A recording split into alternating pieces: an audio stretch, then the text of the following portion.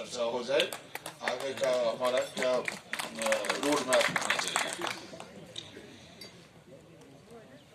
आप लोगों ने आजकल टीवी पे एक ऐड आता है, देखा होगा, कभी गौर किया होगा, जिसमें वो साधारण से दिखने वाले वो मियाँ बीवी आपस में बात कर रहे हैं, कोई यूनिट होल्डर हैं, वर्कर्स को बुला लो, एक बड़ा ऑर्डर आया है। तो हस्बैंड पूछता है कि और बड़ा ऑर्डर इस साल? तो लेडी बहुत अच्छा लाइन बोलती है, इस साल कुछ तो अच्छा होना ही था ना। ये साल बहुत खराब गुजरा है, लेकिन उसमें कहीं कहीं कुछ तो अच्छा होना ही है।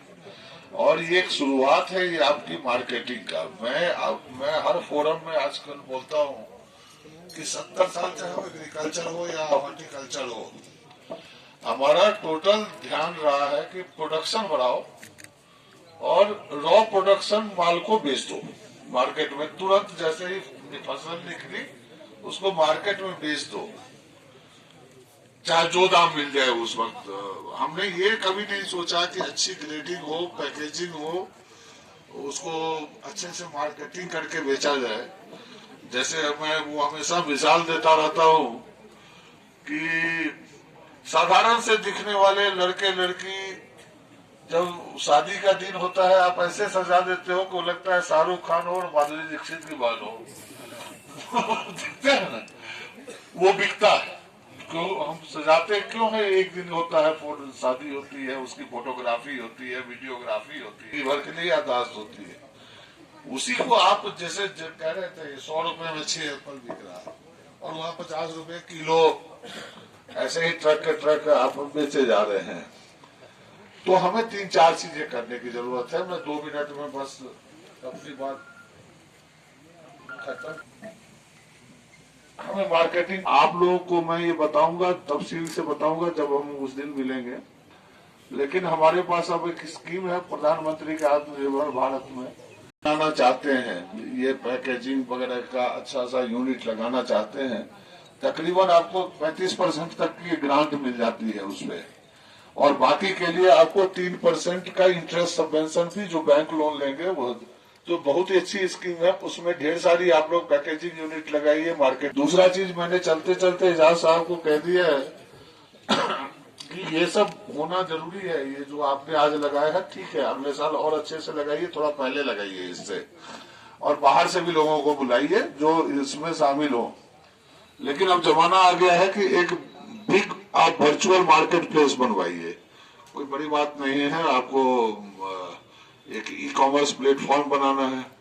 दूसरा चीज जो आपको एजाज साहब ये भी करना है कि जो अब हमारे प्रोग्रेसिव ग्रोअर्स हैं उनको आप ई-कॉमर्स प्लेटफॉर्म से भी जोड़िए, अमेजन हो, फ्लिपकार्ट हो, एक्सेट्रा, सो दैट यहीं से आप डाक के जरिए जहां से ऑर्डर आप वो कर दीजिए।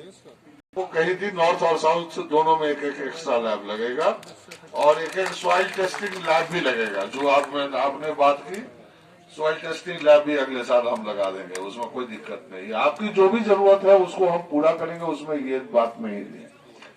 लास्ट चीज आज जाने से पहले कहूंगा, बाकी बहुत चीजें हैं मेरे दिमाग में जो मैं 19-20 को जब आपसे मिलूंगा तब बात करूंगा तफसील में। मैंने अभी हम लोगों ने बजट की तैयारियां करनी है और मैंने एजाज साहब को कहा कि शायद सेंचुरी गुजर जाएगी अगर हम इंपोर्टेड रूट स्टॉक से अपने बागात को बदलेंगे।